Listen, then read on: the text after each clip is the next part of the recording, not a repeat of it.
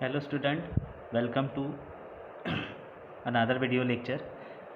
इस video lecture में students हम पढ़ेंगे कैरेक्टरिस्टिक्स ऑफ डिजिटल आईसी। हमने लास्ट वीडियो लेक्चर में क्या पढ़ा था?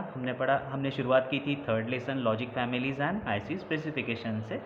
इसमें हमने सबसे इम्पॉर्टेंटली कितने तरह की लॉजिक फैमिलीज़ होती हैं, उनका क्लासिफिकेशन कैसे होता है और लेवल ऑफ इंटीग्रेशन क्या होता है, ये देखा था। अब अगर हम आईसी बना रहे हैं या मैन्युफैक्चर कर रहे हैं तो उसमें क्या क्या कैरेक्टरिस्टिक्स, गुड्स बैड्स आप दोनों समझ लीजिए, क्या क्या होने चाहिए, ये हम देखते हैं इस वीडियो लेक्चर में। So let's see what are the characteristics of digital IC. So students, these are the 7 most important characteristics of a digital IC. The first one is a propagation delay time, which is related with the speed of operation of the IC. हम हर एक को detail में देखेंगे। Then after that power dissipation, जो amount of heat dissipate या dissipate होती है, इसके बारे में ये कैरेक्टरिस्टिक्स है। Then figure of merit, then fan in fan out, operating temperature range, noise margin and current and voltage parameters. These are the 7 characteristics of digital ICs. इसमें से propagation delay, power dissipation, figure of merit, fan in fan out, operating temperature range, ये हमेशा पूछे जाने वाले characteristics है students. और ये भी याद रखिए, हमेशा ही रिपीटेटिवली बोर्ड एग्ज़ाम में कैरेक्टरिस्टिक्स पूछे जाते हैं। आपको कोई भी 3 कैरेक्टरिस्टिक्स इसमें से आएंगे। या तो आपको दिए रहेंगे या एक्सप्लेन करने को बोलेंगे। मोस्ट रिपीटेटिव, जैसे मैंने अभी बताया, propagation delay, power dissipation, figure of merit, fan in fan out, operating temperature, ये बहुत ज़्यादा कॉमन है। और आपको करना क्या है, कैरेक्टरिस्टिक्स का अपना एक डेफिनेशन है, उसका एक मीनिंग है, वो समझाना है और उसकी जो टिपिकल वैल्यू होती है वो आपको मेंशन करनी है। चलिए देखते हैं फिर इनको डिटेल में। The first characteristics is propagation delay. Propagation delay, it's a time. हम समझते हैं कि ये क्या है actually. propagation delay time is denoted by small t और उसके बेस में p. This is called TP. अब है क्या? अब देखिए कि कोई एक सर्किट है, लॉजिक सर्किट है। लॉजिक सर्किट हो या कोई भी सर्किट हो, उसमें 2 चीज़ें इंपॉर्टेंट होती है, एक तो इनपुट, दूसरा आउटपुट। ये दोनों ऐसे फैक्टर्स हैं जो एक साथ होना ज़रूरी है। मेरे कहने का मतलब है, सिर्फ इनपुट होगा और आउटपुट नहीं होगा तो हम उसको स्टैंडर्ड सर्किट नहीं मानेंगे। एग्जैक्टली अगर आउटपुट मिल रहा है विदाउट इनपुट तो उसको भी हम एक अच्छा सर्किट नहीं मानेंगे। होता क्या है, इनपुट देने के बाद ही आउटपुट आपको मिलना चाहिए। Propagation delay is the time required to what? Time required to get the output, but when inputs are applied, it is a time. मैं एक सिंपल डेफिनेशन लिखता हूँ, TP is the time required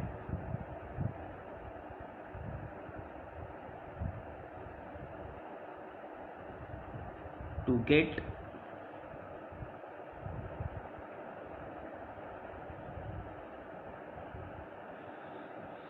output when inputs are applied.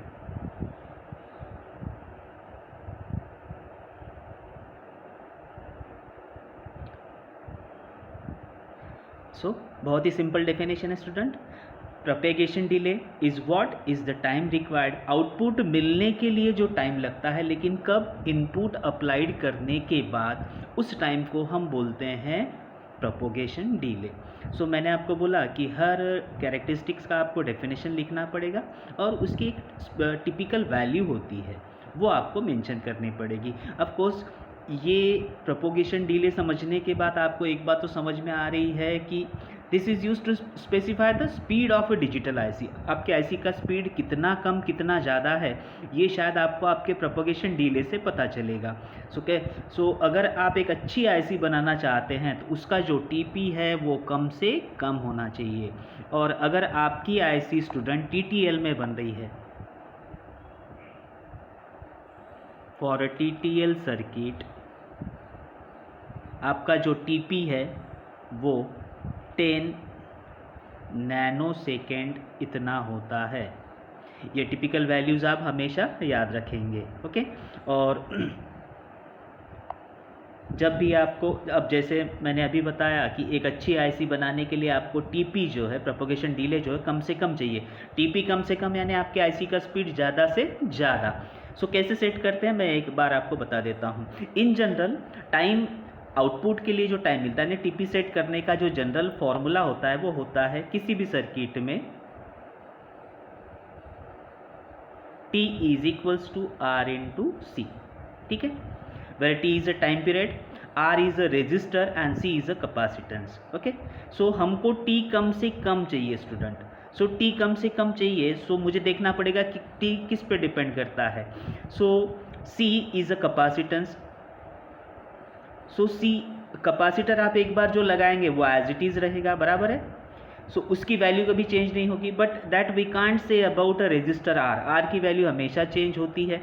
So R जो है वो variable है। सो अगर मैं कोई चेंजेस करना चाहता हूं तो R के वैल्यू के साथ कर सकता हूं क्योंकि C कांस्टेंट है। अब मुझे ये दोनों का प्रोडक्ट जो है वो कम से कम चाहिए क्योंकि मुझे T कम से कम चाहिए। सो मुझे ये प्रोडक्ट कम रखने के लिए मुझे R की वैल्यू जो है वो कम से कम रखनी पड़ेगी। सो कैसे TP सेट करते हैं स्टूडेंट, समझ में आया?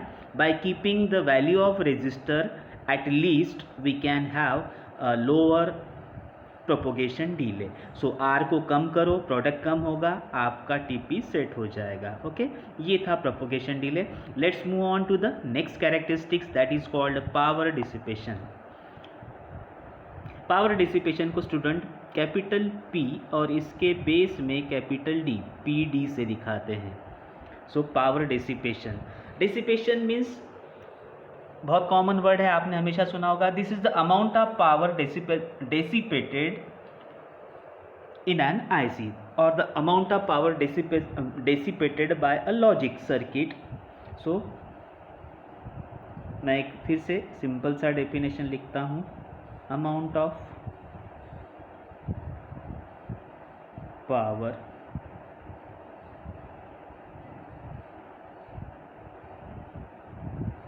dissipated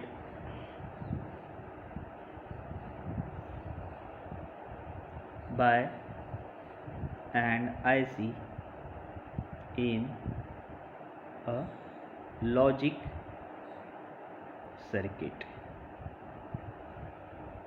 सो डेफिनेशन के बाद PD का टिपिकल वैल्यू किसमें, अगर आपकी IC TTL में बन रही है। So for a TTL circuit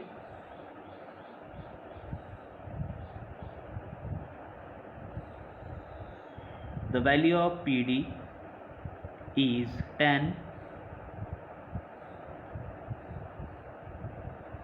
milliwatt। ये टिपिकल वैल्यू है स्टूडेंट, ये हमेशा याद रखिए।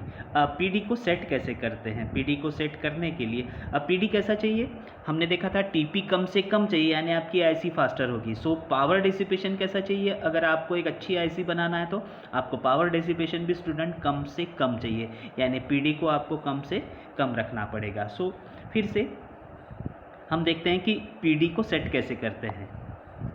सो PD को सेट करने के लिए हमारा पुराना फॉर्मूला था T equals to R into C, ठीक है। सो किसी भी सर्किट में हीट का ज़्यादा डिसिपेट होना किस चीज़ पे डिपेंड करता है, करंट पे। करंट जितना ज़्यादा होगा उतना आपका पावर डिसिपेशन ज़्यादा से ज़्यादा होगा, ओके। सो अगर आपको पावर डिसिपेशन कम से कम रखना है तो आपको क्या करना पड़ेगा, आपको करंट कम से कम रखना पड़ेगा। करंट कम से कम रखने के लिए अब हमारे पास जो फैक्टर्स हैं वो है R और C। उसमें से C तो कांस्टेंट है, हमारे पास एडजस्टमेंट के लिए R है। सो अगर मुझे करंट कम से कम रखना है, करंट और रेजिस्टर में अपोजिट रिलेशन होता है, दे आर इन्वर्सली प्रोपोर्शनल।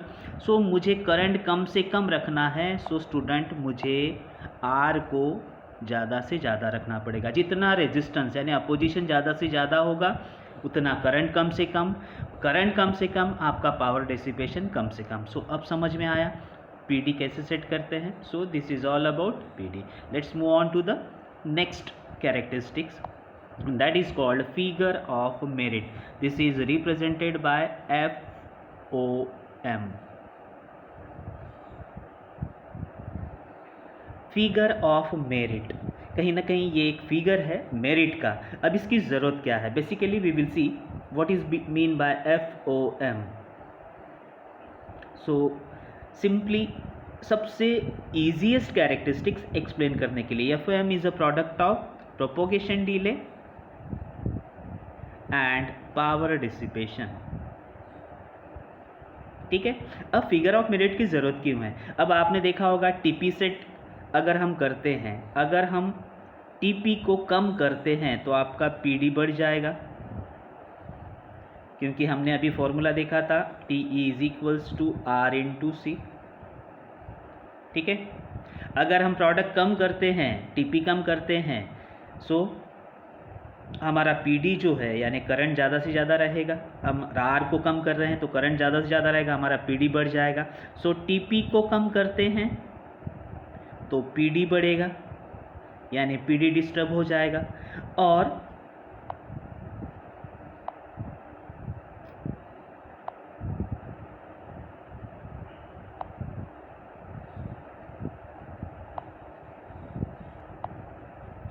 अगर हम PD को कम करते हैं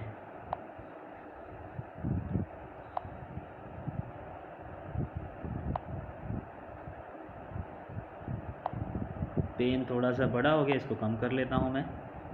अगर हम PD को कम करते हैं तो आपका TP जो है वो बढ़ जाएगा स्टूडेंट।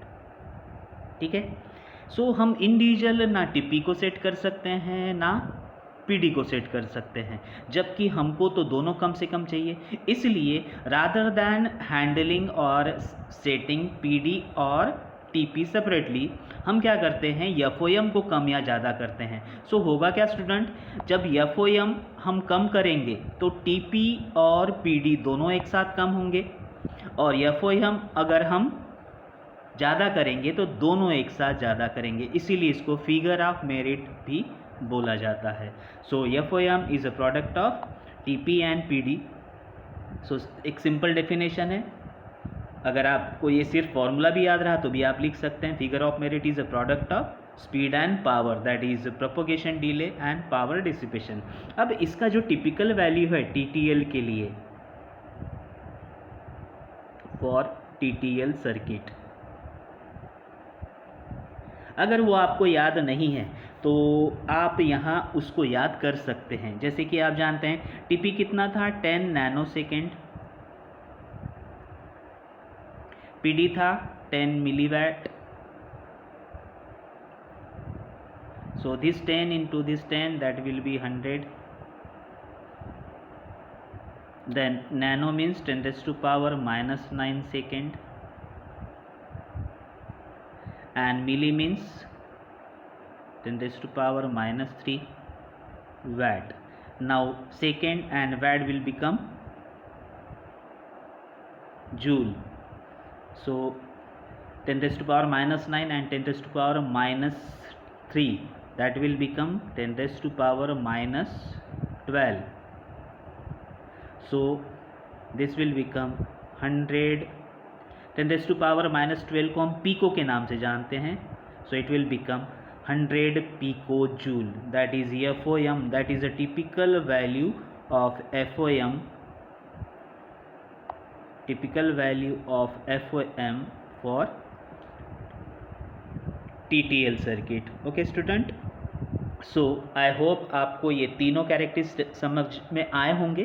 पहला हमने लिया प्रोपोगेशन डिले, दूसरा लिया पावर डिसिपेशन, तीसरा हमने लिया फिगर ऑफ मेरिट।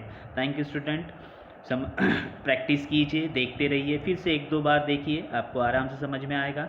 हम मिलते हैं नेक्स्ट वीडियो लेक्चर में बाकी के बचे हुए कैरेक्टरिस्टिक्स के साथ। Thank you.